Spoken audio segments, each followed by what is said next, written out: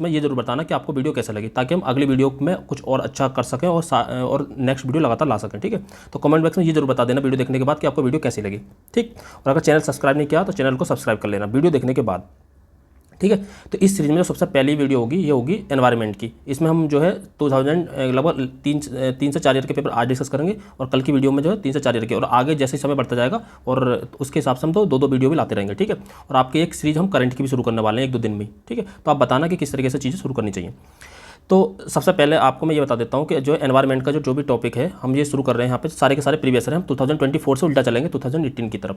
तो सबसे पहले आपको अगर एनवायरनमेंट में जो टॉपिक अगर आपने ये नहीं किए हैं तो आज ही इस वीडियो को देखने के बाद तैयार कर लेना। सबसे पहले SDG सस्टेनेबल डेवलपमेंट गोल आपको पता होगा 2015 से लागू हुए हैं, 2030 तक चलेंगे ये। ठीक है, इसमें जो है 17 लक्ष्य हैं, 17 गोल हैं, आपको पता ही होगा सस्टेनेबल डेवलपमेंट, जिसमें अगर आप याद करना चाहते हो no poverty, zero hunger, good health and wellbeing, quality education, इस तरीके से जेंडर इक्वालिटी हो गई, फिर क्लीन वाटर हो गया, एनर्जी हो गई, अफोर्डेबल, इस तरीके की चीज़ें जो है यहाँ पर हैं। ठीक है, और आपको जैसे क्लाइमेट एक्शन 13 हो गया, आपको जगह जगह से अपने माइंड से खुद ही क्वेश्चन कर लेना कि हाँ मुझे पूरे अच्छे तरीके से याद है नहीं है। ठीक है, तो ये हो गया सस्टेनेबल डेवलपमेंट गोल। बाकी जितने भी कन्वेंशन हुए हैं, जितने भी अधिनियम आए हैं, मैं सारे के सारे इस वीडियो में डिस्कस कर दूंगा।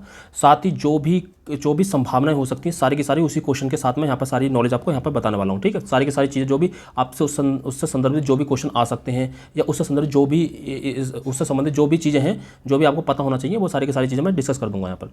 पहले SDG आपको पता होना चाहिए। दूसरा एनर्जी सोर्सेस। एनर्जी सोर्सेस का मतलब ये है कि कौन से नवीकरणीय है, कौन से अनवीकरणीय है। ठीक है, और किस में जो है भारत जो है, मतलब जैसे सौर ऊर्जा के संदर्भ में भारत बहुत ज़्यादा काम कर रहा है इस समय, आपको पता होगा। ठीक है, तो उन सोर्सेस के बारे में आपको पता होना चाहिए। बाकी हम इसी चीज़ ज्योग्राफी में ही पढ़ेंगे। ठीक है, अगला एनवायरमेंटल एक्ट, जैसे पर्यावरण संरक्षण अधिनियम 1982, वन्यजीव संरक्षण अधिनियम 1972, जल संरक्षण अधिनियम जो जल प्रदूषण संरक्षण अधिनियम 1974, वायु वाला 1981। ठीक है, वन्य जीव 1972 बता ही दिया। उसके अलावा वन संरक्षण अधिनियम 1980, उसके बाद इसमें संशोधन हुआ था 1988, यहाँ पर रूल आया था 33% का। ये सब चीज़ें मैं आपको बहुत डिस्कस बताऊंगा, बहुत डिटेल में बताऊंगा। ठीक है, इसमें हम सब डिस्कस करेंगे ये सारी चीज़ें। तो जो भी एनवायरमेंटल एक्ट हैं आप उनको देख लेना। ठीक है, इसके अलावा बायोडिग्रेडेबल, नॉन बायोडिग्रेडेबल बहुत पूछे जाते हैं, कौन से जैव निम्नीकृत हैं, कौन से जैव अनिम्नीकृत हैं। ठीक है, तो बायोडिग्रेडेबल वो होते हैं जिन्हें जो है जीवाणु, देखिए अपघटन करने का कार्य 2 ही करते हैं, एक जीवाणु करता है, एक कवक करता है। अगर नहीं पता तो यहाँ से याद कर लीजिए, एक जीवाणु और एक कवक। किसी भी चीज़ का अपघटन होगा वो यही दोनों करेंगे, एक जीवाणु और एक कवक। तो जिनका जब अपघटन कर सकते हैं वो बायोडिग्रेडेबल होते हैं। जैसे कोई मतलब छोटे छोटे अपशिष्ट होते हैं, जैसे घरेलू अपशिष्ट होता है, ये सारे जो उनका। और नॉन बायोडिग्रेडेबल में आता है जैसे DDT हो गया, ये नॉन बायोडिग्रेडेबल में आता है। ठीक है, एल्युमिनियम, लोहा, ये सब जो नॉन बायोडिग्रेडेबल में आते हैं, जिनका अपघटन नहीं हो सकता। ठीक है, तो आपको ये सब पता होगा, अगर नहीं है तो मैं सारी डिटेल में आपको बता दूंगा। अगला आपको ये टॉपिक करना है, नेशनल पार्क हो गए, बायोस्फीयर रिजर्व हो गए, और रामसर साइट्स हो गई, और वाइल्ड लाइफ सेंचुरी हो गई। ठीक है, ये आपको पता होना चाहिए। नेशनल पार्क इस समय लगभग 105 के लगभग है, देख लेना। 105 डेटा का कोई इंपॉर्टेंस नहीं है, बस फिलहाल इतना याद रखना कि जो है कौन कौन सी कहाँ पर है। जैसे बेतला में पूछूं आपसे तो झारखंड में आपको पता होना चाहिए। ठीक है, कलेसर पूछूं तो आपको पता होना चाहिए हरियाणा में, बांदीपुर पूछूं तो आपको पता होना चाहिए कर्नाटक में, कोई भी जैसा कोई भी पेरियार पूछूं तो आपको पता होना चाहिए केरल में, कोई भी मुकुर्ती पूछूं तो तमिलनाडु में, कोई भी XYZ जैसे कांगेर घाटी छत्तीसगढ़ में, तो ये सब आपके जो है कंठस्थ होने चाहिए। ठीक है, बायोस्फीयर रिजर्व 18 है, ये तो आपको पता होना चाहिए। 18 में से 12 जो है यूनेस्को साइट में शामिल है, क्योंकि ये MAB प्रोग्राम के तहत स्टार्ट करा गया। मैं जो भी क्वेश्चन आएंगे मैं वहाँ पर सारी चीज़ें बता दूंगा। ठीक है, और इसमें से जो 6 बचे वो यूनेस्को साइट में नहीं, तो आप जो 12 याद ना करके यूनेस्को जो नहीं है शामिल उन्हें याद कर लेना। 6 जैसा उसमें कोल डेजर्ट हो गया, दिबांग हो गया, डिब्रू साइखोवा हो गया, दिबांग एक ही है, डिब्रू साइखोवा हो गया, 2 अरुणाचल प्रदेश के, एक मानस हो गया जो असम का है, सीसाचलम हो गया, कच्छ का रन हो गया, ये जो इसमें शामिल नहीं है, आपको ये पता होना चाहिए। ठीक है, तो ये सारी की सारी। इसके अलावा जो वाइल्ड लाइफ सेंचुरी जो है कुछ इंपॉर्टेंट है वो हम याद कर लेंगे, और रामसर साइट आपको सारी की सारी याद होनी चाहिए। इस समय भारत में 91 है। ठीक है, 91 की 91 याद होनी चाहिए, स्पेशली यूपी, क्योंकि उत्तर प्रदेश का पेपर तो ये सारी पता होना चाहिए, और वो भी डिस्ट्रिक्ट वाइज। ठीक है, कि कौन से डिस्ट्रिक्ट में कौन सी है। ठीक है, तो ये आपको पता होना चाहिए। तो ये इतना एनवायरमेंट में आपने अगर अभी तक तैयार नहीं किया तो कर लीजिए इसको। बाकी जो भी प्रोजेक्ट है, जैसे प्रोजेक्ट टाइगर है 1973 बहुत इंपॉर्टेंट है, राइनो है सन 2020 का, अब तो हो गया, उससे पहले भी चला था, अब संशोधनों को ये हुआ था। हाथी है 1992 है, अंगुलिस्टैक 1970 है। तो इस तरीके से ना बहुत सारे जो है प्रोजेक्ट हैं उन्हें याद कर लेंगे, बट फिलहाल इंपॉर्टेंट प्रोजेक्ट यही हैं, और बाकी जो भी आएंगे क्वेश्चन हम देख लेंगे वहाँ पे। इसके अलावा इकोसिस्टम मतलब कुछ परिभाषाएं होती हैं, जैसे पारिस्थितिकी का जनक किसे कहा जाता है, ओडम को कहा जाता है। पारिस्थितिकी तंत्र का जनक कहा जाता है, ओडम को कहा जाता है। पारिस्थितिकी तंत्र की जो व्याख्या दी थी वो दी थी टांसले ने 1935 में, और पारिस्थितिकी शब्द जो दिया था हैकल ने दिया था। पारिस्थितिकी संक्रमण शब्द जो दिया था बेनेट ने दिया था। ठीक है, प्राइमरी की संकल्पना दी थी क्लेमेंट ने दी थी। तो ये सारी चीज़ें आपको पता होना चाहिए। जैसे गहन पारिस्थितिकी तंत्र का सिद्धांत किसने दिया था, अर्नीज ने दिया था। ठीक है, अर्नीस, तो ये आपको पता होना चाहिए। ठीक है, इसके अलावा यहाँ पर जो इकोसिस्टम से मतलब कुछ मुख्यालय होते हैं, जैसे ग्रीन पीस इंटरनेशनल का मुख्यालय एम्स्टर्डम में है। ठीक है, एमनेस्टी इंटरनेशनल का मुख्यालय जो लंदन में, यूके लंदन में। तो ये सारी चीज़ आपको पता होना चाहिए। बाकी जो भी चीज़ें आएंगी, जैसे इसमें एक और आ जाता है बायोम के बारे में पूछ लिया था। बायोम क्या होता है कि जहाँ पर निश्चित अनुकूलन वाले जीव पाए जाते हैं, एक ही निश्चित अनुकूलन वाले जीव। देखिए, एक कमरा भी एक बायोम हो सकता है जहाँ पे एक निश्चित अनुकूलन पाया जाना चाहिए, बस इतनी सी बात आपको याद रखनी है। ठीक है, तो बायोम क्या होता है। इसके अलावा एक पूछा जाता है जनसंख्या, जैसे पॉपुलेशन भी कहते हैं, समष्टि भी कहते हैं। जनसंख्या क्या होता है कि जहाँ एक ही प्रकार के जीव पाए जाते हैं, जैसे शेर तो सारे शेर ही होंगे वहाँ पे, उनकी जनसंख्या होगी तो उन्हें जनसंख्या कहते हैं। इसी जनसंख्या के आगे आ जाता है समुदाय में हाथी शेर सभी शामिल होंगे उनकी जनसंख्या में। ठीक है, तो जनसंख्या का अगला चरण समुदाय होता है, समुदाय का अगला चरण बायोम होता है। तो ये सारी चीज़ें भी हम जो वहाँ पर सीखेंगे। बाकी पारिस्थितिकी तंत्र में दो घटक होते हैं, जैविक घटक में उत्पादक, उपभोक्ता, अपघटक होते हैं। उपभोक्ता को भी 3 श्रेणी में बांटा गया है, प्राथमिक, द्वितीयक, तृतीयक। सारी की सारी चीज़ हम पढ़ेंगे, बहुत डिटेल में पढ़ेंगे। ठीक है, इस वीडियो को आप देख लेंगे तो यकीन मानिए आपको बहुत ज़्यादा फायदा मिलने वाला है। तो इस वीडियो को एंड तक बने रहना। और दूसरी बात यह है कि जो भी आपको डाउट हो उसको कमेंट बॉक्स में पूछ लेना। इसके अलावा हमने डिस्क्रिप्शन में आपको इंस्टा का लिंक भी दे रखा, आप वहाँ भी जाकर सीधा कनेक्ट हो सकते हैं, सीधा कोई भी क्वेश्चन पूछ सकते हैं। ठीक है, पढ़ाई से रिलेटेड जो भी क्वेश्चन है आपका वो पूछ सकते हैं जी। ठीक है, स्टडी से रिलेटेड कोई भी डाउट हो वहाँ पे आप सीधा क्वेश्चन पूछ सकते हैं। ठीक है, तो चलिए, ये मैंने सारी चीज़ें ये बताई थी शुरू के 8 मिनट में कि आपको ये टॉपिक सारे तैयार कर लेने ही चाहिए। अब देखिए हम करते हैं क्वेश्चन सॉल्व। सबसे पहले मैं सारे के सारे डायमेंशन बताऊंगा, यहाँ पर ये भी बताऊंगा कि आपको जो क्वेश्चन कैसे सॉल्व करना चाहिए। ठीक है, तो ये आपको बिल्कुल स्पष्ट दिख रहा होगा क्वेश्चन। ठीक है, तो ये मैंने ठीक है, ये तो पहला क्वेश्चन था, ये 2024 का पेपर है। हम सबसे पहले 2024 का पेपर डिस्कस करने वाले हैं। तो पहला, निम्नलिखित कथनों में से कौन सा पारिस्थितिकी निकेत। ठीक है, तो देखिए सबसे पहले मैं आपको क्वेश्चन सॉल्व करना बता दे रहा हूँ, उसके बाद क्योंकि ये होगा अगर मैं पहले बता दूंगा तो आपको थोड़ा सा क्वेश्चन सॉल्व करने में ये लगेगा ये तो बहुत आसान है। तो पहले हम क्वेश्चन सॉल्व कर लेते हैं कि हम वहाँ पर हमें कैसे सोचना है, उसके बाद मैं इसके बारे में बताऊँगा कि क्या होता है। ठीक है, देखिए पहले ये है कि निम्नलिखित कौन सा सही नहीं है। तो देखिए आपने जैसे कोई भी क्वेश्चन पढ़ा, पहले मैं क्वेश्चन सॉल्व करने का तरीका बताता हूँ। प्रबल प्रजातीय विस्तृत एवं व्यापक पारिस्थितिकी निकेत को घेरती है, हमें नहीं पता, चलो हमने मान लिया से होल्ड रख लिया। अगला, जो प्राकृतिक पारिस्थितिकी तंत्र के पारिस्थितिकी निकेत में यदि संसाधन पर्याप्त हैं, जो प्रजातियों की अधिक संख्या हो जाती है। पारिस्थितिकी निकेत में यदि संसाधन पर्याप्त हैं, जब हैं तो कॉमा लगवा तो रोक के पढ़ो, हैं तो प्रजातियों की संख्या कम हो जाती है। ठीक है, यदि किसी आवास में संसाधनों का समान वितरण होता है तो एकल प्रजातियों का प्रभुत्व न्यूनतम हो जाता।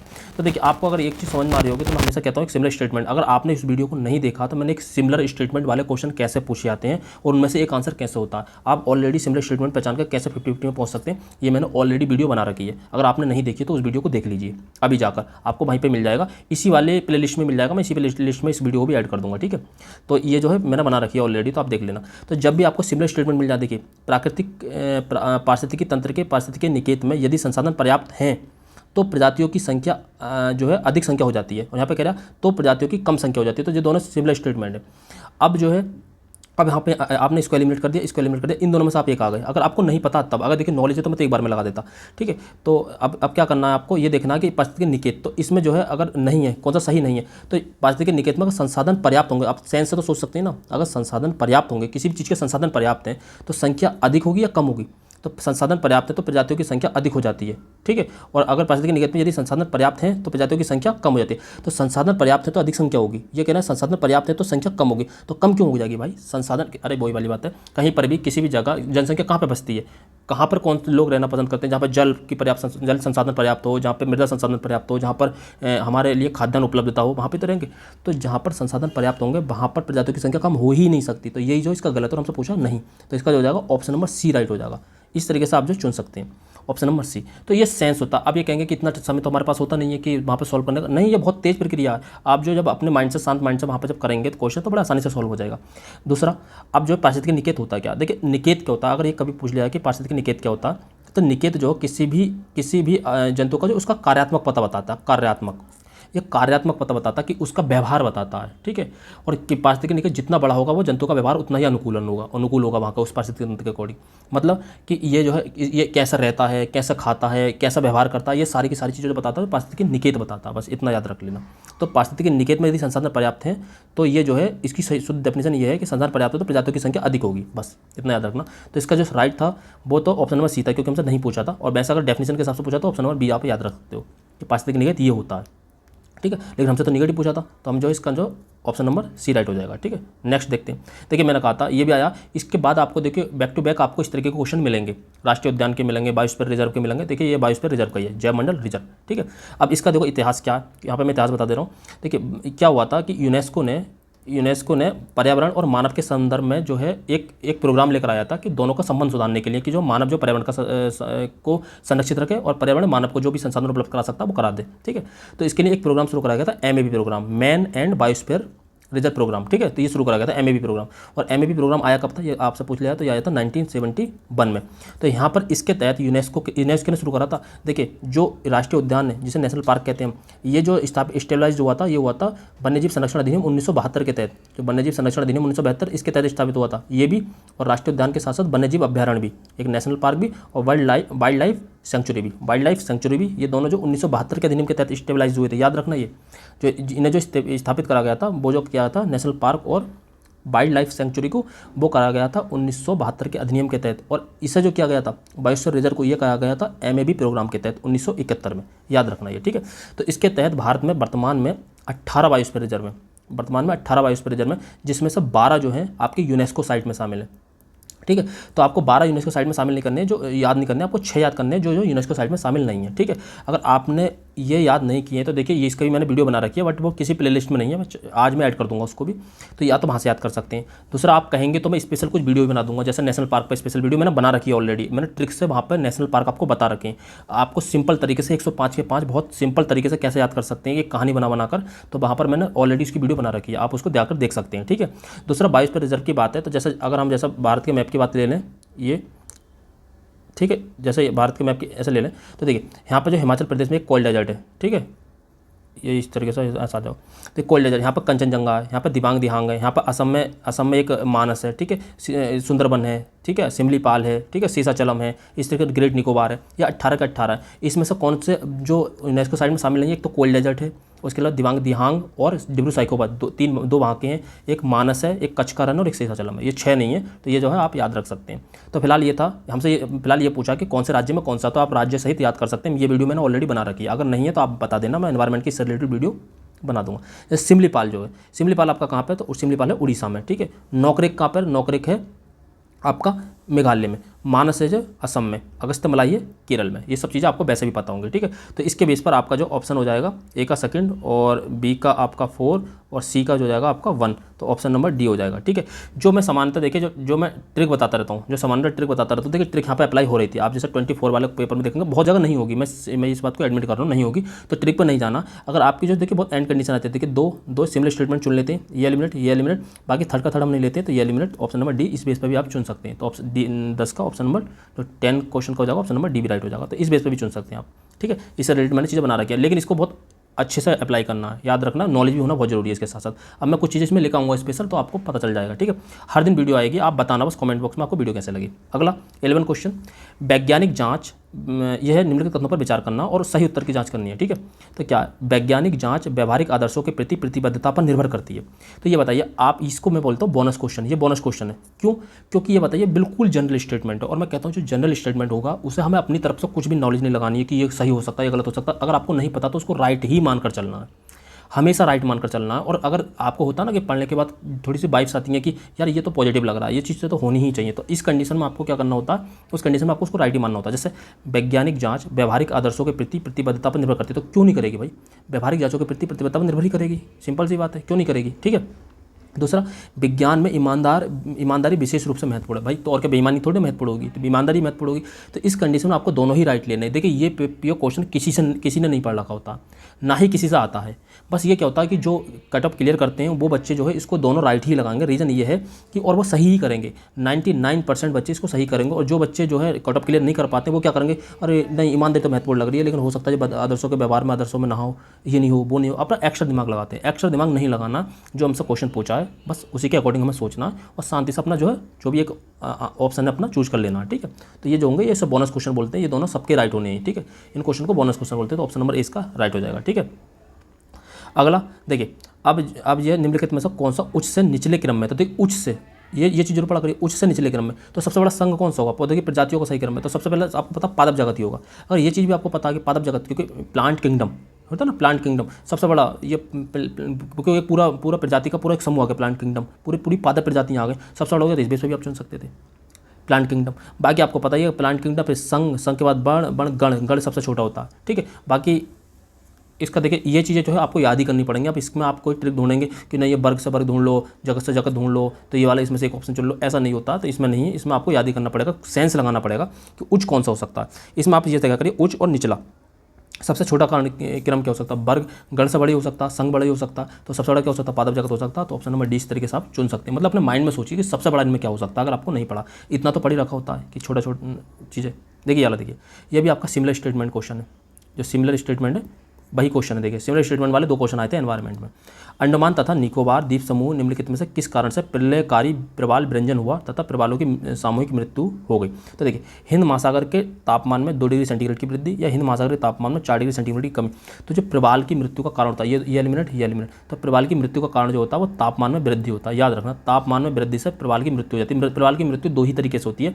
एक तो या तो पानी वहाँ पर अशुद्ध हो जाए या पानी बहुत गंदा हो जाए, ठीक है, तो इसलिए वहाँ पर जो है प्रवाल की मृत्यु हो जाती है। दूसरा वहाँ का टेम्परेचर बढ़ जाए तो वहाँ पर प्रवाल की मृत्यु हो जाती है।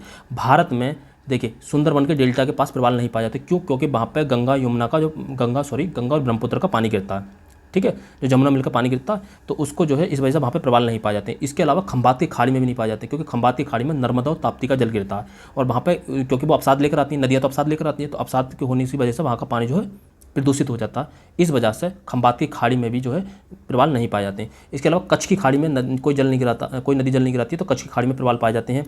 मन्नार की खाड़ी में प्रवाल पाए जाते हैं।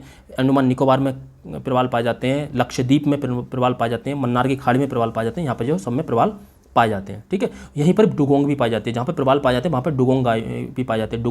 डुगोंग जो है एक कीस्टोन प्रजाति है, जिसे आपने कहा होगा, अगर नहीं है तो उसको सर्च करके देख लेना, डुगोंग नाम से। इसे समुद्री गाय भी कहते हैं। एक शाकाहारी है, ये समुद्री घास पर निर्भर रहती है। तो ये सारी चीज़ें आपको पता होना चाहिए। कभी पूछ लिया आपसे डुगोंग गाय कहाँ रहती है, मतलब डुगोंग गाय नहीं है बोलते हैं, तो डुगोंग ही बोलते हैं केवल, मतलब समुद्री गाय बोल देते हैं दूसरी भाषा में, डुगोंग, तो समुद्री गाय। तो इसका जो आंसर हो जाएगा, सामूहिक मृत्यु को हो गई थी तो उसका तो वृद्धि के कारण होगी, ना कि उसकी कमी के कारण। तो जो सिमिलर स्टेटमेंट है इनमें से एक चुनना था आपको, जो ऑप्शन नंबर 20 का राइट हो जाएगा। 19 का ऑप्शन नंबर बी राइट हो जाएगा। नेक्स्ट देखते हैं। देखिए फिर ये राष्ट्रीय उद्यान आ गए। मैंने राष्ट्रीय उद्यान हमें आपको सारे के सारे याद कराएं। आपको ये नहीं है कि उसमें से मैंने कुछ मोटे मोटे याद कर लिए तो बस मेरा काम चल जाएगा, नहीं, आपको 105 है तो 105 के 5 याद करने ही पड़ेंगे। इसका कोई दूसरा ऑप्शन नहीं है। अगर आपको कट ऑफ क्लियर करना है तो आपको पढ़ना ही पड़ेगा, इसका कोई ऑप्शन नहीं है, ठीक है। यहाँ पर आप कोई ट्रिक नहीं लगा सकते, तो नहीं है। तो देखिए राजा जी का उत्तराखंड है। इसके अलावा नंदा देवी भी उत्तराखंड में है, ठीक है, गंगोत्री देवी भी है, ठीक है, और जिम कार्बेट भी है, ठीक है, और फूलों की घाटी है। ये सारे के सारे आपको याद होना चाहिए, सब कंटेस्ट रहना चाहिए। तो ये बिल्कुल सही है। पिन वैली जो है ये जो है हिमाचल प्रदेश का, ना कि जम्मू कश्मीर का, ठीक है। सिम्बालवारा, पिन घाटी, ठीक है, ग्रेट इंदर किला, ग्रेट हिमालय, ये सारे के सारे जो हिमाचल प्रदेश के, जम्मू कश्मीर का नहीं है। अगर जम्मू कश्मीर का जो है वो है किश्तवाड़ी, दाचीगाम, जहाँ पर दाचीगाम में हंगुल स्टैग भी पाया जाता है। ये सारी चीज़ें आपको पता होना चाहिए। अगला बांदीपुर, ये मैंने बताया था, बांदीपुर जो कर्नाटक का, अंसी हो गया, बांदी हो गया, नागरहोल हो गया, कुद्रेमुख हो गया, ये सारे के सारे आपको याद होना चाहिए, ऐसी कंटेस्ट होना चाहिए जैसे मैं आपको बोल रहा हूँ, ठीक है। सिमलीपाल उड़ीसा हो गया, तो भीतरकनिका हो गया, ठीक है, सिमलीपाल हो गया, ये सारे के सारे जो उड़ीसा में है। जैसा झारखंड का तो बेतला हो गया, हजारीबाग हो गया, ये झारखंड के हो गए। तो ये सब पता होना चाहिए आपको, ठीक है। तो इसमें जो रॉन्ग जो है हमसे पूछा गलत कौन सा, तो इसमें ये है। तो ये जो है पिन वैली जो है, पिन घाटी, ये जो है हिमाचल प्रदेश की, ना कि जम्मू कश्मीर का। तो ये जो है आपका, ये जो है रॉन्ग हो जाएगा। हमसे रॉन्ग ही पूछा तो ऑप्शन नंबर 20 का राइट हो जाएगा, बाकी सारे के सारे ठीक है, ठीक है। तो आपको सारे के साथ बायोस्फीयर रिजर्व सबसे पहले याद कर लीजिए। उसके बाद 18 के 18 उनमें से कौन से यूनेस्को में, कौन से नहीं है। उसके बाद आपको रामसर साइट से याद कर लेनी है। उसके अलावा अगर टाइगर रिजर्व आपको याद नहीं हो रहे हैं, देखिए पहला तो जो वन्यजीव अभ्यारण्य टाइगर है वो सब एक कुछ मिलते जुलते होते हैं। उसके बाद आपको कम से कम उत्तर प्रदेश में 4 टाइगर रिजर्व है, उनको याद कर लीजिए। अमनगढ़ है, पीलीभीत है, ठीक है, इस तरीके से 4 है, रानीपुर है। तो ये सब आप जो याद कर लेना, ठीक है, 4 के 4 टाइगर रिजर्व याद कर लेना। अगला है 139 का, निम्नलिखित दिवसों में से विचार कीजिए और उनका कालक्रम में व्यवस्थित कीजिए, ठीक है। तो देखिए इस वाले का जो है आप आंसर जो है कमेंट बॉक्स में देना। कि रीज़न ये है कि इसका जो आप बताना कि कौन सा दिवस कैसा है, जाके आपको याद हो जाए। वैसे मैं बताने के लिए बता सकता हूँ। और जैसे विश्व स्वास्थ्य दिवस 7 अप्रैल को मनाया जाता है, तो इस क्रोनोलॉजी के हिसाब से जो है आप जो सेट कर सकते हैं। जैसे 139 का देखिए, इसमें ये ट्रिक भी लगा सकते हैं, जो मैं ट्रिक हमेशा सामान्यतः बताता हूँ। जैसे सेकंड इसमें हम पहले ही ऑप्शन में चुनते हैं, याद रखना। जो भी मैं क्रोनोलॉजिकल ट्रिक बताता हूँ उसको जो पहले ऑप्शन में चुनते हैं। तो इसका जो है आप इन दोनों में से एक चुन सकते हैं, और इसका आपका जो 50-50 में यहाँ पर ऑलरेडी पहुँच जाएंगे, ठीक है। देखिए इसे गूगल करके कोई बता सकता है, आपको जितना याद है उसे ईमानदारी से कमेंट बॉक्स में बताना, ठीक है। इस वाले आंसर को ऑप्शन नंबर 20 का राइट था फिलहाल। आप इसके बस दिवस बताना कि दिवस कौन से, ठीक है, ताकि सारे बच्चे याद कर सकें। और इसके अलावा जो एक मैं दिवस की वीडियो बना दूंगा आपको, सारी की सारी जो इंपॉर्टेंट दिवस हैं। जैसे कुछ एनवायरमेंट के दिवस होते हैं, बहुत इंपॉर्टेंट होते हैं। जैसे हम 5 अक्टूबर को हम कौन सा दिवस मनाते हैं, आपको पता होगा, डॉल्फिन दिवस। 7 अक्टूबर को और 7 अक्टूबर को हम कौन सा मनाते हैं, नीलगिरी ताहार दिवस, ठीक है। 5 जून को विश्व पर्यावरण दिवस, एक इसके अलावा एक 20 मार्च, 21 मार्च, 23 मार्च, 20 मार्च को गौरैया दिवस मनाते हैं, 21 मार्च को हम जो है पृथ्वी दिवस मनाते हैं, 22 मार्च को हम जल दिवस मनाते हैं, ठीक है। तो ये सारी चीज़ें आपको पता होना चाहिए, ठीक है। तो और इसके अलावा 22 मार्च के अलावा जैसे 22 अप्रैल को और 22 मई को हम जैव विविधता दिवस मनाते हैं। तो ये सारी चीज़ें आपको पता होना चाहिए, ठीक है।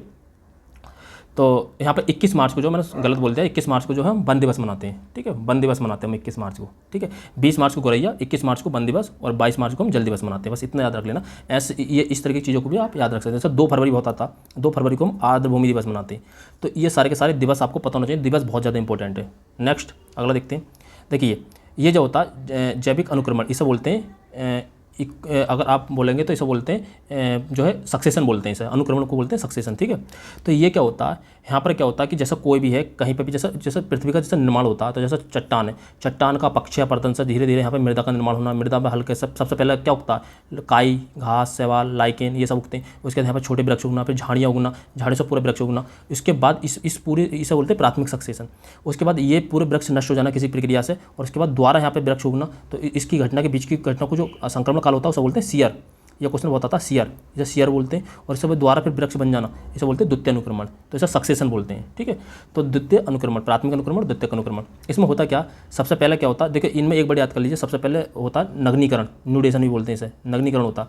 नग्नीकरण के बाद आगमन होता है, आगमन के बाद वहाँ पे समूहीकरण होता है, समूहीकरण के बाद वहाँ पे प्रतिस्थापन होता है, प्रतिस्थापन मतलब प्रतिक्रिया होती है, प्रतिक्रिया के बाद प्रतिस्पर्धा होती है, प्रतिस्पर्धा होती है, प्रतिक्रिया होती है, फिर एक जाति जो वहाँ पे स्थिरीकरण हो जाती है। तो लास्ट वर्ड याद रखिए इसका, स्थिरीकरण, स्थिरीकरण, इससे आपको समझ में आ जाएगा। बाकी प्रतिक्रिया, प्रतिक्रिया, ठीक है। तो पहले क्या होगा, अब यहाँ पे आप समझ में आ गए, अस्थापन हो गया, प्रवास होगा, प्रवास होगा या अवस्थापन होगा। यहाँ पर आपका क्या चीज़ होनी चाहिए, ठीक है। तो आप ये समझ में आएंगे, पहले प्रवास होगा, उसी के बाद वहाँ पर जो है आस्थापन होगा। पहले प्रवास, पहले तो प्रवास आएंगी तो कोई भी चीज़, आगमन या प्रवास जो चीज़ होगी, उसके बाद आस्थापन होगा। तो इस बेस पर आप जो ऑप्शन नंबर डी चुन सकते हैं। बस याद रखना, एंड में जो स्त्रीकरण होगा और दूसरे सबसे पहले होता है नग्नीकरण या न्यूडेशन, ठीक है। तो ये क्रम आप जो क्रोनोलॉजी ये याद कर सकते हैं, ये क्रम याद कर सकते हैं, ठीक है। मैंने बताया पहले नग्नीकरण होगा, फिर आगमन होगा, आगमन के बाद फिर समूहन होगा, फिर उपनिवेशीकरण होगा, फिर क्या होगा वहाँ पे प्रतिक्रिया होगी, फिर प्रतिस्पर्धा होगी, फिर जो एक जना जो है प्रतिस्पर्धा होगी, सॉरी, पहले फिर प्रतिक्रिया होगी, पहले प्रतिस्पर्धा होगी, फिर प्रतिक्रिया होगी, फिर वहाँ पर एक जो है कोई भी स्टेबलाइज हो जाएगा, ठीक है। तो स्टेबलाइजेशन हो जाएगा किसी एक का, तो स्टेबलाइजेशन मतलब स्त्रीकरण हो जाएगा। तो ऑप्शन नंबर डी इसका जो है राइट हो जाएगा, 26 का। ये सब चीज़ें आपको पता होना चाहिए। अगला देखते हैं। नीचे 2 कथन दिए गए इसमें असर्शन और रीजन का। देखिए सापेक्षिक आर्द्रता वायु के तापमान में वृद्धि के साथ घटती है। अगला है, ठीक है, अगला है कि बाष्पीकरण में वृद्धि के साथ निरपेक्ष आर्द्रता में वृद्धि होती है, ठीक है। बाष्पीकरण में वृद्धि के साथ निरपेक्ष आर्द्रता में वृद्धि होती है, और सापेक्ष आर्द्रता वायु के तापमान में वृद्धि के साथ घटती है, ठीक है। तो देखिए ये चीज़ जो हम सापेक्ष आर्द्रता, ये हम ज्योग्राफी में बताऊंगा मैं तो बहुत डिटेल में, वहाँ पर क्वेश्चन आ चुके हैं इसके सापेक्ष आर्द्रता, निरपेक्ष आर्द्रता के। फिलहाल ये जो है सापेक्षिक आर्द्रता वायु में तापमान की वृद्धि के साथ घटती है। ये आप चाहे तो याद कर सकते हैं। 2-3 तरह के आर्द्रता होते हैं, सापेक्ष आर्द्रता, निरपेक्ष आर्द्रता, एक आर्द्रता और होती है, ठीक है। आर्द्रता होती क्या, देखिए जैसे क्या होता है कि किसी भी वायु में जैसे वो शुष्क वायु होगी, शुष्क वायु होगी तो कितनी नमी ग्रहण कर सकता है, कोई भी वायु कितनी नमी ग्रहण कर सकती है, वो उसकी आर्द्रता क्षमता कहलाती है। बस इतना याद रख लेना कि जो उसकी आर्द्रता क्षमता क्या कहलाती है, जो कितनी नमी ग्रहण कर सकती है, कोई भी वायु कितनी नमी ग्रहण कर सकती है। तो सापेक्षिक आर्द्रता जो होती है वायु के तापमान में वृद्धि के साथ घटती है, वायु में तापमान में वृद्धि के साथ घटती है, और बाष्पीकरण में वृद्धि के साथ निरपेक्ष आर्द्रता में वृद्धि होती है। बस ये सापेक्ष आर्द्रता निरपेक्ष आर्द्रता का आपस में संबंध नहीं है, इसलिए ये जो है व्याख्या नहीं करेगा। ए और आर दोनों सही होंगे और आर ए की व्याख्या नहीं करेगा। ये मैं ज्योग्राफी में आपको बताऊंगा, वहाँ से रिलेटेड क्वेश्चन है, ठीक है, मैं ये बता दूंगा, आप याद रखना इस चीज़ को। अगला है, देखिए ये इंपॉर्टेंट है, कभी भी आ जाता है, जैसे इकोक्लाइन है, पिक्नोक्लाइन है, और थर्मोक्लाइन है, और हेलोक्लाइन है, ठीक है। इसमें से कौन सा सही सम्मिलित है, सही सम्मिलित कौन सा। तो देखिए ये जो होगा इकोक्लाइन, देखिए पारिस्थितिकी से संबंधित होगा, जैव विविधता से संबंधित नहीं होगा। इसमें पिक्नोक्लाइन जो है ये जो है सागरीय जल के घनत्व से ही संबंधित होता है, ठीक है। और ये जो है वायु के तापमान से संबंधित होता है, थर्मोक्लाइन ये जल के होता है। हेलोक्लाइन जो लवणता से संबंधित होता है, ना कि सागरीय जल के तापमान से संबंधित होता है, सागरीय जल की लवणता से संबंधित होता है, ठीक है। तो ये हेलोक्लाइन जो सागरीय जल की ही बात है, थर्मोक्लाइन तापमान से है सागरीय जल के, हेलोक्लाइन जो लवणता से है, पिक्नोक्लाइन जो घनत्व से है सागरीय जल के। तो ये ऑप्शन नंबर 20 का राइट हो जाएगा। ये तीनों चीज़ें याद कर लेना, कभी भी क्वेश्चन पूछ जाता है। ऑप्शन नंबर 20 का राइट हो जाएगा। अगला देखते हैं 29, पौधारोपणशाला, क्रायोफाइट स्टेपी, विश्व के पुष्प क्षेत्र, पुछताछ घास मैदान। तो आपने ये पुछताछ रोपण लगा होगा, पुष्पजता भी बोलते हैं, पुछताछ भी बोलते हैं, घास का मैदान हंगरी, ये पढ़ लगा होगा। डी का 1, तो डी के 1 से आप ये समझ गए होंगे, यहाँ से इसका आंसर इतना तो आपको क्लियर हो गया होगा, ठीक है। इसके अलावा आप जो यहाँ पे अगर ये भी समझ जाएंगे, आप जो हम चुनते हैं अपने ट्रिक के बेस पे, तो इस बेस पर भी आप जो एक आंसर चुन सकते थे, ये आपका जो ये इसके बेस पर आपका क्या एलिमिनेट हो जाता है, ये एलिमिनेट हो जाता है, ये एलिमिनेट हो जाता है। ये 24 का ये समझा 24 में मैं ट्रिक लगा रहा हूँ। ये बस आपको कुछ तो नॉलेज होना चाहिए ना। अब आप आंखें बंद करके ऐसे नहीं चुन सकते ना, कुछ भी चुन लेंगे, कुछ भी लगा देंगे। आपको मैं ट्रिक लगा के दिखा रहा हूँ, देखो सामने से क्या है। आपको ने ये तो जरूर पढ़ लगा होगा इतना, देखिए पढ़ने के लिए तो आप कुछ भी पढ़ सकते हैं, इसमें किसी ने कुछ भी पढ़ लगा होगा, लेकिन आप जो पुष्टता जो भी है, पूछताछ जो भी है, ये तो ये जो आपने 2 अलग अलग नाम पढ़े होंगे कहीं जगह, तो ये चीज़ तो आपने कहीं ना कहीं पढ़ जरूर होगी। हंगरी, पूछताछ हंगरी घास के मैदान, स्टेपी पढ़ रखा होगा यूरेशिया का, कैंटबरी पढ़ रखा होगा न्यूजीलैंड का, पंपास पढ़ रखा होगा अर्जेंटीना का, इस तरीके से डाउन्स पढ़ रखा होगा, ठीक है। और बेल्ट पढ़ रखा होगा, डाउन्स ऑस्ट्रेलिया का पढ़ रखा होगा, बेल्ट दक्षिण अफ्रीका का पढ़ रखा होगा। इसी तरीके से पियरी पढ़ रखा होगा उत्तरी अमेरिका का, ये सब पढ़ रखा हंगरी, पूछताछ हंगरी जो पढ़ रखा होगा, पूछताछ पढ़ रखा होगा। तो ये आपने पढ़ रखा, तो आपने यहाँ से ये ऑप्शन चुन लिया, ये तो आपका कंफर्म हो गया, ये एलिमिनेट, ये एलिमिनेट। उसके बाद अब अगर ट्रिक के बेस पर जाएंगे तो आप जो सेम वाले चुनेंगे ना, तो ये एलिमिनेट और ये एलिमिनेट, तो ऑप्शन नंबर बी आपका क्लियर हो गया। आप ऑलरेडी एलिमिनेट कर ही चुके थे। ये ट्रिक लगाने के बाद आप ऑप्शन नंबर बी तक पहुंच जाएंगे, ठीक है। नहीं है तो देखिए आप इस तरीके से आप याद कर लीजिए, या आप देखिए चुनने का तरीका तो यही, अगर आप कोई भी देखिए क्वेश्चन आएगा वो न्यू तरीके से आएगा। अब तो हमें पता है, अब तो हम इसको याद भी कर सकते हैं कि पौधारोपणशाला जो है आपका सीओ सावर लगा सकते हैं, इसका क्रायोफाइटा जो लगा सकते हैं हम, आर्कटिक टुंड्रा लगा सकते हैं, टुंड्रा, और विश्व पुष्पीय क्षेत्र लगा सकते हैं, एडोल्फ एंगलर लगा सकते हैं, ठीक है। तो ये ऐसे लगा सकते हैं, बट वहाँ पर तो हमारे लिए न्यू होता है ना क्वेश्चन। अब न्यू क्वेश्चन होगा तो वहाँ पर तो हमें ऐसे ही चुनना पड़ेगा, तो ये चुनने का एक तरीका हो सकता है। अगला देखिए, सतत विकास की अवधारणा को ब्रेटलैंड रिपोर्ट के द्वारा लोकप्रिय बनाया गया। सतत विकास की धारणा और ब्रेटलैंड रिपोर्ट को मानव विकास की सीमाओं के रूप में भी जाना जाता है, ठीक है। तो देखिए सतत विकास की अवधारणा जो आई थी, सबसे पहले जो सतत विकास शब्द का प्रयोग करा था, सतत विकास शब्द का प्रयोग करा था, मैं सतत विकास शब्द के प्रयोग की बात कर रहा हूँ, याद रखना। तो एक विश्व संरक्षण रिपोर्ट आई थी IUCN की। IUCN क्या होता है, ये एक 1948 में गठित एक संगठन है, ये नॉन गवर्नमेंट ऑर्गेनाइजेशन है, मतलब एक NGO है, ठीक है। NGO है ये फ्लोरा एंड फौना, मतलब जो वनस्पति और प्राणी जाति, इन दोनों की संरक्षण के लिए बनाया गया था। ये नॉन गवर्नमेंट ऑर्गेनाइजेशन है। नॉन गवर्नमेंट ऑर्गेनाइजेशन वो होते हैं जो किसी गवर्नमेंट का आपस में समझौता नहीं होता। ये लोग जो होते हैं कुछ आपस में मिलकर कर लेते हैं। NGO होते हैं आजकल NGO, कुछ लोग मिलकर मिला लेते हैं NGO, जो ऐसे कामों को करते हैं जो सरकार द्वारा करे जाते हैं, ठीक है। और सरकार के मतलब जनहित में कार्य करते हैं, ओवरऑल बात ये है, ठीक है। IUCN का मुख्यालय कहाँ, इंग्लैंड में 1948 में इसकी स्थापना हुई थी, बस इतना याद रखना। बाकी एक IUCN की एक इंपॉर्टेंट बात यह है कि ये रेड डाटा बुक जारी करती है। रेड डाटा बुक होती है जिसमें जो संकट वाली प्रजातियाँ होती हैं उनको शामिल किया जाता है। ये इतनी चीज़ आपको पता होना चाहिए। इसके अलावा जो विश्व संरक्षण रणनीति रिपोर्ट थी, आप गूगल करके देख लेना, उसमें जो है पहली बार सतत विकास शब्द का प्रयोग करा गया था। इसके अलावा जो सतत विकास शब्द की जो परिभाषा एक्चुअल में परिभाषा दी गई थी और जो सतत विकास को पहली बार इलेबरेट किया गया था, वो किया गया था ब्रेटलैंड रिपोर्ट में, जो 1987 में गठित हुआ था, 1983 में। उसके बाद इसकी रिपोर्ट आई थी 1987 में और आई थी अवर कॉमन फ्यूचर नाम से, अवर कॉमन फ्यूचर, ठीक है। और जो लिमिट टू ग्रोथ भी याद कर लो, लिमिट टू ग्रोथ जो ये विकास की सीमा, ये इसकी ब्रेटलैंड की नहीं थी, ये थी क्लब ऑफ रोम की, क्लब ऑफ रोम की थी, ठीक है। क्लब ऑफ रोम की थी, ये गठित हुआ था 1972 में, ये याद रखना। क्लब ऑफ रोम की थी 1972 में गठित हुआ था ये, तो ये क्लब ऑफ रोम की थी, तो ठीक है। तो ये इसकी देखिए इसकी पृष्ठभूमि कहाँ से पड़ी, मैं बता देता हूँ आपको डिटेल में, अगर आप समझना चाहते हैं। देखिए सबसे पहले जो पर्यावरण के लिए कन्वेंशन हुए थे, पर्यावरण के लिए सबसे पहली बार जो बात हुई थी, जब IUCN तो अपना काम कर ही रहा था, लेकिन IUCN द्वारा किया गया कार्य जो पर्याप्त नहीं था।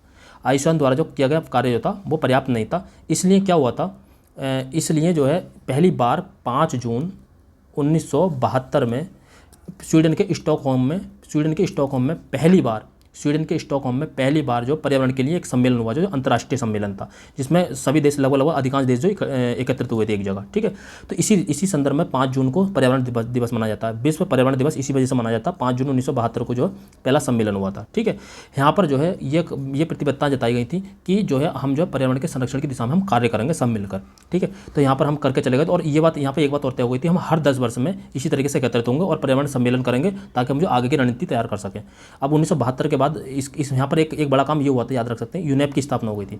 यूनेप, ठीक है, यूनाइटेड नेशन एनवायरमेंटल प्रोग्राम, इसकी स्थापना हो गई थी और इसका मुख्यालय बनाया गया था नैरोबी में। नैरोबी किसकी राजधानी है, केन्या की, तो केन्या की नैरोबी में बनाया गया था इसका मुख्यालय। तो इसके बाद यहाँ पर यूनेप की स्थापना हो गई थी और यूनेप को यह कार्य सौंप दिया गया था कि तुम जो है पर्यावरण से रिलेटेड जो भी चीज़ें हैं, जो भी रिपोर्ट है वो सब बना कर दो, और जो भी चीज़ें हैं एनवायरमेंट से रिलेटेड जो भी काम करने हैं, जो भी ज़रूरतें हैं, उन सब पर ध्यान रखो। लेकिन 1972 के बाद अगला सम्मेलन होना था 10 साल बाद 1982 में, ये हुआ था नैरोबी में। ये नैरोबी में ही हुआ था।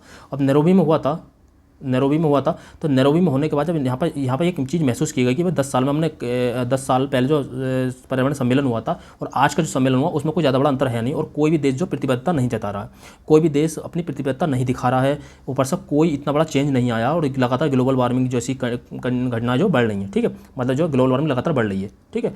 तो क्या हुआ था, यहाँ पर जो एक ब्रेटलैंड एक महिला थी, इनकी अध्यक्षता में एक जो है एक आयोग बनाया गया था, ब्लडलैंड आयोग कहते हैं जिसे, जिसमें कुछ वैज्ञानिक थे, कुछ समाज सेवी थे, ये सब चीज़ें थे, ठीक है, कुछ पर्यावरणविद थे, ये सब थे। और उन्होंने इनसे ये कहा गया था कि तुम जो है एक रिपोर्ट तैयार करके दो और बताओ कि पर्यावरण में किस किस चीज़ों की जरूरत है। तो इन्होंने जो 1983 में ये गठित किया गया था इसके बेस पर, और इन्होंने अपनी रिपोर्ट प्रस्तुत करी थी 1987 में, आवर कॉमन फ्यूचर, यही पूछ रहा। और यहीं पर इन्होंने जो है केवल यही नहीं दी कि क्या प्रॉब्लम है, इन्होंने ये भी बताया कि इसका समाधान कैसा हो। समाधान कैसा था, सतत विकास। तो पहली बार सतत विकास के संदर्भ में जो पहली बार बात जो की थी इन्होंने ही की थी, ठीक है। तो सतत विकास के बारे में कि जो पहली बार इन्होंने व्याख्या दी थी इन्होंने की दी थी आवर कॉमन फ्यूचर नामक रिपोर्ट से, याद रखना, ठीक। तो अब यहाँ तक की कंडीशन आ गई। इसी के संदर्भ में जब उन्होंने देखे थे कि भाई पर्यावरण की कंडीशन तो बहुत ज़्यादा बिगड़ होती जा रही है, ठीक है, तो पहली बार जो सबसे बड़ा सम्मेलन हुआ था आपको पता होगा, तो वो हुआ था 1992 में। इसे कहते हैं हम अर्थ समिट, और ये हुआ था अर्थ समिट भी कहते हैं इसको, अर्थ समिट, इस अर्थ समिट भी कहते हैं। इसके अलावा जो है ये हुआ था रियो डी जेनेरियो में हुआ था 1992 में। यहाँ पर जो है कुछ 3 ये आते, एक तो फॉरेस्ट प्रिंसिपल आया था, एक एजेंडा 21 आया था। एजेंडा 21 का मतलब 21वीं शताब्दी का एजेंडा, और ये जो एजेंडा 21 किससे संबंधित था, सतत विकास से संबंधित था। इसके अलावा कुछ जो है कुछ वो बनाए गए थे, कुछ संस्थाएं बनाई गई थी। इनमें एक थी UNFCCC, ये थी पर्यावरण से रिलेटेड होगा, इसका काम जो था पर्यावरण का संरक्षण करना था, ठीक है, 1992, ठीक है। इसके बाद एक बनाया गया था CBD, इसका जैव विविधता से संबंधित था 1992, और एक बनाई थी UNCCD, ये जो है डिजर्टिफिकेशन को रोकेगी, UNCCD, ये स्थापित की थी 1994 में। इसमें से UNCCD और UNFCCC इसका मुख्यालय बॉन जर्मनी में है, जबकि CBD का मुख्यालय जो है मॉन्ट्रियल कनाडा में है। ये सारी की सारी चीज़ें बहुत इंपॉर्टेंट है, आप इनको याद रख सकते हैं। UNFCCC का बॉन जर्मनी में है, UNCCD का ये भी बॉन जर्मनी में है, और CBD 1992 का मॉन्ट्रियल कनाडा में, ठीक है। यहाँ पर हुआ। अब हम एक एक की बात कर लेते हैं, पहले हम इसके पूरे बात पहुँचा देते हैं आपको कि 1992 हो गया। उसके बाद 1992 के बाद फिर अगला हुआ था सन 2002 में, फिर 10 साल बाद हुआ। सन 2002 में होने के बाद ये सम्मेलन हुआ था जोहान्सबर्ग में, साउथ अफ्रीका के जोहान्सबर्ग में। यहाँ पर जो है एक अवधारणा आई थी मिलेनियर डेवलपमेंट गोल, ये सन 2001 से सन 2015 तक चले थे, जो सस्टेनेबल डेवलपमेंट गोल का पहले का रूप थे, ये सन 2015 तक। तो ये मिलेनियर डेवलपमेंट गोल आए थे, बस इतना याद रख ले, जोहान्सबर्ग में हुई थी और मिलेनियर डेवलपमेंट गोल आए थे। उसके बाद अगला बैठक कहाँ होगी, सन 2012 में, ये भी रियो डी जेनेरियो में हुई थी। और यहाँ पर बात हुई थी सस्टेनेबल डेवलपमेंट गोल की, कि जब ये समाप्त हो जाएंगे सन 2015 में, तो ये जो है इनकी जगह SDG ला दिए जाएंगे, ठीक है। इसके अलावा यहाँ पे एक चीज़ और आई थी, पेज, ये प्रीवियस ईयर में आ चुका। पेज की अवधारणा मतलब ग्रीन इकोनॉमी, बस इतना याद रख लो, लास्ट है पेज। ग्रीन इकोनॉमी की अवधारणा जो आई थी वो भी सन 2012 में ही आई थी, रियो डी जेनेरियो वाले सम्मेलन में, ठीक है, याद रखना। और लास्ट जो हुआ सन 2022 वाला हुआ था स्वीडन स्टॉकहोम में। इसमें कोई इंपॉर्टेंट बात नहीं है, अगर होगी तो मैं बता दूंगा, ठीक है। अब इतनी चीज़ें मैंने बता दी, सारे 10 सम्मेलन, मतलब 10 ईयर में जो भी सम्मेलन हुए। इसके अलावा इनकी बात कर लेते हैं। देखिए UNFCCC, ये जो ये पर्यावरण से संबंधित है, इसकी प्रत्येक ईयर बैठक होती है, COP कहा जाता है इसे, कॉन्फ्रेंस ऑफ पार्टीज़। प्रत्येक 1 वर्ष में इसकी बैठक होती है, कॉन्फ्रेंस ऑफ पार्टीज़ कहा जाता है इसको, और प्रति वर्ष इसकी बैठक होती है। बाकी CBD की भी 2 वर्ष में होती है और UNCCD की भी 2 वर्ष में होती है। अब प्रति वर्ष बैठक हुई 1993 में हुई, तो बस आपको इसमें याद रखनी है COP की बैठक जो UNFCCC से संबंधित, जो पर्यावरण से संबंधित है, इसमें 2 बैठकें याद रखनी है आपको। एक याद रखनी है क्योटो हुई थी 1997 में, 1997 में क्योटो प्रोटोकॉल आया था 1997 में, और जिसके आगे प्रोटोकॉल लगा होता है, याद रखना, वो होता बाध्यकारी। क्योटो प्रोटोकॉल बाध्यकारी है, याद रखना, सभी के लिए बाध्यकारी है क्योटो, और एक होता पेरिस एग्रीमेंट। तो ये 2 चीज़ याद रखनी। पेरिस एग्रीमेंट हुआ था सन 2015 में, याद रखना। क्योटो प्रोटोकॉल क्यों इंपॉर्टेंट है, इसमें कार्बन ट्रेडिंग की अवधारणा आई थी, एक CDM आया था, CDM क्लीन डेवलपमेंट मैकेनिज्म, एक आया था जॉइंट इम्प्लीफिकेशन, मतलब जो हम साझेदारी के साथ लागू करेंगे, ठीक है। तो ये 3 अवधारणा आई थी। और पेरिस एग्रीमेंट में आपको पता है कि 2 डिग्री सेंटीग्रेड से कम तापमान रखने की बात तय हुई थी पेरिस एग्रीमेंट। तो ये इससे रिलेटेड 2 एग्रीमेंट, मतलब 2 चीज़ आपको याद रखनी है UNFCCC से। अब CBD से रिलेटेड क्या याद रखना आपको, CBD से रिलेटेड आपको याद रखना, एक सबसे पहले CBD की एक परिभाषा दी गई थी 1992 में।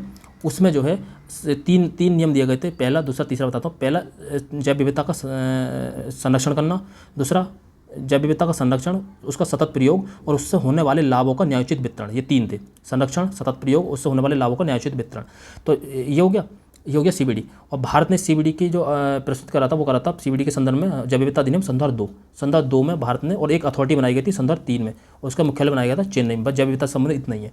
और अगर वर्ल्ड लेवल पर आप देखें, दो और इसके प्रोटोकॉल इंपॉर्टेंट है, इसकी 2 और अभी समय इंपॉर्टेंट है। एक है कार्टेजेना है, ये आया था सन 2001 में और सन 2003 में लागू हुआ था, ठीक है। तो कार्टेजेना में जो बात करी गई थी वो करी गई थी बायो सेफ्टी की बात, कार्टेशियन में बात करी गई थी बायो सेफ्टी का मतलब जैसे जीएम फसल होती है उससे पर्यावरण पर क्या नुकसान पड़ रहा है इसकी सेफ्टी की बात करी गई थी। और दूसरा है नगोया में तीसरे वाले लक्ष्य की बात करी गई थी। तीसरा लक्ष्य क्या था कि पर्यावरण से होने वाले लाभों का न्यायोचित वितरण करेंगे, ये CBD से।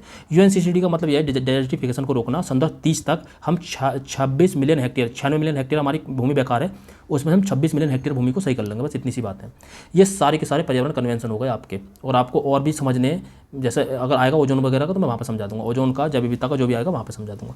तो फिलहाल ये सतत विकास की धारणा ब्रेटलैंड रिपोर्ट को लोकप्रिय बनाया, बिल्कुल बनाया, तो ये इसका ठीक है। ब्रेटलैंड रिपोर्ट अब विकास की सीमाओं से नहीं है, अवर कॉमन फ्यूचर, ये हम सन 24 का ही पेपर डिस्कस कर रहे हैं, याद रखना, अवर कॉमन फ्यूचर। तो अवर कॉमन फ्यूचर नाम से इसकी रिपोर्ट सौंपी गई थी। तो ए इसका सही है और आर इसका गलत है, ऑप्शन नंबर डी इसका राइट हो जाएगा। अगला जाइए, विकास को जीवन स्तर और कल्याण में वृद्धि के रूप में परिभाषित किया जाता है। ठीक है, विकास को जीवन स्तर और कल्याण में वृद्धि के रूप में परिभाषित किया जाता है। देखिए, विकास और ग्रोथ दो चीज़ें होती हैं, एक ग्रोथ होती है और एक होती है डेवलपमेंट। ठीक है, जो हमारा डेवलपमेंट होता है तो एक होता है डेवलपमेंट। ठीक है, इसे बोलते हैं विकास और इसे बोलते हैं समृद्धि। ठीक है, समृद्धि बोलते हैं इसे। समृद्धि क्या होता है, देखिए समृद्धि एक मात्रात्मक परिवर्तन है और विकास जो है एक गुणात्मक परिवर्तन है। मात्रात्मक परिवर्तन का ये है कि जरूरी नहीं है कि हमारी जो समृद्धि को मापा जाता है, याद रखना एक चीज़ और, इकोनॉमी में पढ़ेंगे वाली बात, प्रति व्यक्ति आय में। अगर प्रति व्यक्ति आय बढ़ रही है तो समृद्धि बढ़ेगी ही बढ़ेगी। अब जरूरी नहीं है प्रति व्यक्ति आय बढ़ रही है, क्योंकि हम तो पूरी राष्ट्रीय आय को पूरी जनसंख्या से डिवाइड कर देते हैं, तो जरूरी नहीं है ये सभी की बढ़े। मतलब प्रति व्यक्ति आय तो बढ़ रही है, मतलब सैद्धांतिक रूप में तो बढ़ रही है प्रति व्यक्ति आय, लेकिन व्यवहार में नहीं बढ़ रही है। व्यवहार में आज भी किसान की गरीबी है, वो 200 रुपये कमा रहा है, लेकिन राष्ट्रीय स्तर पर जो रिपोर्ट है, समृद्धि की रिपोर्ट है, वो लगातार बढ़ रही है, प्रति व्यक्ति आय लगातार बढ़ रही है। तो इसलिए जो समृद्धि जो होती है मात्रात्मक होती है, मतलब मात्रा में बढ़ रही है बस, केवल इसका जो है गुणात्मक कुछ नहीं है। लेकिन विकास जो होता है, विकास जीवन स्तर में परिवर्तन, सभी के लिए परिवर्तन होता है, तो बस इतना सा याद रखना। तो जब विकास होगा तो जीवन स्तर में परिवर्तन होगा, कल्याण में वृद्धि होगी ही होगी, बस इतनी दो चीज़ें याद हैं आपको, तो हमेशा ये क्वेश्चन सही कर लोगे। विकास की जीवन स्तर और कल्याण में वृद्धि के रूप में परिभाषित किया था, बिल्कुल किया था। प्रति व्यक्ति आय में वृद्धि विकास की पर्याप्त माप नहीं है, यूँ ही नहीं है, क्योंकि प्रति व्यक्ति आय में वृद्धि जो है केवल जैसे ही है, अगर हम कोई भी है, जैसे 1000 है, ठीक है, जैसे 100 रुपये है, तो अगर 100 रुपये हम मान लें, 100 रुपये मान लें, तो अगर जनसंख्या 2 है तो कितना हो गया, तो ये जो है क्या बोलते हैं 50 रुपये हो गया, एक पे 50 रुपये हो गया। ठीक है, अब ये जो है, अब मान लें ए और बी 2 सदस्य हैं, तो हो सकता है इसमें से समृद्धि का मतलब ये हो सकता है इसमें से ए पे 800 रुपये हो और 200, लेकिन प्रति व्यक्ति आय दोनों की कितनी है 50 रुपये, सॉरी, एक पर इसमें 80 रुपये हो और एक में इस पर जो 20 रुपये हो। तो लेकिन प्रति व्यक्ति आय अगर हम पूरे संपूर्ण तौर पर प्रति व्यक्ति आय निकालें तो ए और बी की दोनों कितनी आ रही है 50 ही आ रही है, लेकिन रियल में 80 रुपये हैं इस पर और बी पर 20 रुपये हैं, ये बताना चाह रहा हूँ मैं। तो अगर विकास की बात होगी तो विकास में गुणात्मकता देखी जाती है, उसमें जीवन स्तर ए का भी देखा जाएगा, बी का भी देखा जाएगा, इसमें लाइफ ए की भी देखी जाएगी, बी की भी देखी जाएगी, साक्षरता ए की भी देखी जाएगी, बी की भी देखी जाएगी, और दोनों का तुलनात्मक अध्ययन किया जाएगा, तब हम विकास को अवधारणा को जन्म देते हैं। तो इसका मतलब यह है कि विकास जो एक बड़ी अवधारणा समृद्धि से। तो प्रति व्यक्ति आय में वृद्धि विकास की पर्यात्मक नहीं है। ठीक है, तो ये गलत हो जाएगा, ए सही है और आर गलत हो जाएगा। 97 था। नेक्स्ट देखते हैं 98, संदर्भ 24 का ये लास्ट क्वेश्चन है 98। ठीक है, तो लास्ट क्वेश्चन देखते हैं। सतत विकास लक्ष्य संदर्भ 30 में, देखिए सतत विकास लक्ष्य SDG फिर आ गया। सतत विकास लक्ष्य संदर्भ 30 में लक्ष्य 4 को प्राप्त करने के लिए कौन सा उपाय करना चाहिए। पहला तो आपको लक्ष्य 4 पता होना चाहिए। तो पहला क्या, नो पॉवर्टी, फिर क्या है, 0 हंगर, फिर गुड हेल्थ, और फिर है क्वालिटी एजुकेशन। तो ठीक है, तो हमारा चौथा जो है अच्छी शिक्षा है। ठीक है, तो शिक्षा के लिए करने के लिए आपको क्या क्या करना पड़ेगा, शिक्षा को निःशुल्क और अनिवार्य करना पड़ेगा, वो हमने कर भी रखा है, निःशुल्क और अनिवार्य। आपने DPSP में ही पढ़ा होगा, इस निःशुल्क और अनिवार्य है। इसके अलावा आपने 86वां संविधान संशोधन संविधान का संदर्भ 2 में ही पढ़ रखा होगा, जिसे कहाँ जोड़ा गया 21 के ए में। ये आप सबको पता होना चाहिए सारे के सारे। फिर स्कूल के बुनियादी ढांचे, भाई बुनियादी ढांचे में सुधार करना ही पड़ेगा, तभी तो डिजिटल परिवर्तन को अपनाना पड़ेगा। बाकी इसका कृषि कार्यक्रमों से कोई मतलब नहीं है, प्रौद्योगिकी निवेश से कोई मतलब नहीं है। प्रौद्योगिकी निवेश कितना भी कर दोगे कोई मतलब नहीं है, और कृषि कार्यक्रम का कोई इससे मतलब सीधा संबंध नहीं है इसका। ओवरऑल बात ये है, इसका सीधा संबंध नहीं है। ठीक है, और ना ही देखिए इस तरीके का विकल्प बनाया गया, तो इसका जो ऑप्शन नंबर ए हो जाएगा। अगर आप इसको चलो प्रौद्योगिकी निवेश को ले भी लो तो 1, 2, 4 इस तरीके का कोई विकल्प बनाया ही नहीं गया, वरना तो सभी लेने पड़ेंगे। तो आप विकल्प के तौर पे भी इसको जा सकते हो, हालांकि ये ले सकते थे अगर ये इस तरह का विकल्प होता 1, 2, 4, क्योंकि प्रौद्योगिकी निवेश का कहीं ना कहीं तो असर पड़ेगा ही थोड़ा बहुत, लेकिन कृषि कार्यक्रमों का कोई मतलब नहीं है इससे। 3 तो आप एलिमिनेट करोगे ना करोगे, तो ये भी गया ये भी गया। अब इन दोनों में से एक चुनना, तो आप ए और केवल ए ही चुनोगे। ठीक है, तो इस तरीके से आप जो क्वेश्चन को सॉल्व कर सकते हैं। ठीक है, अब ये जो अगला पेपर है वो संदर्भ 23 का शुरू हो रहा है। तो ये जो वीडियो बहुत लंबी हो जाएगी, 40 मिनट की ऑलरेडी हो चुकी है, इसलिए इस अगले क्वेश्चन को हम डिस्कस जो करेंगे अगली वीडियो में करेंगे। ठीक है, लेक्चर कैसा लगा आप बताना, कमेंट बॉक्स में जरूर बताना, और आप ये भी बताना कि ये जो मैं चीज़ें बता रहा हूँ आपको साथ साथ इतना बताना सही है या केवल मैं क्वेश्चन सॉल्व करा दूँ। ठीक है, तो जैसा भी आपको ठीक लगे आप बता सकते हैं, या इसका मैं अलग से लेक्चर ले लूँ कि पूरा एनवायरनमेंट का एक बार में। तो अगर वीडियो पसंद आई हो तो उसको लाइक कर देना, प्लस कमेंट जरूर करना, कमेंट तो जरूर ही करना, बताना जरूर, अच्छा बुरा जो भी है आप बताना जरूर, अपना सजेशन जरूर देना। ठीक है, तीसरी बात, और अगर आपने अब तक चैनल को सब्सक्राइब नहीं किया तो उसको कर लेना, और वीडियो के डिस्क्रिप्शन में आपको टेलीग्राम का लिंक, भी मिल जाएगा, उससे आप टेलीग्राम भी ज्वाइन कर सकते हैं। इसके अलावा आपको जो इंस्टा का लिंक भी मिल जाएगा, वहाँ पे आप सीधे कनेक्ट हो सकते हैं। आपका जो भी डाउट है, आपके मतलब कोई भी जैसा किसी भी गाइडेंस की जरूरत है आपको, तो यहाँ से आपको ले सकते हैं, ठीक है, बात कर सकते हैं। तो अगली वीडियो हम जल्दी लेकर आएंगे, तब तक के लिए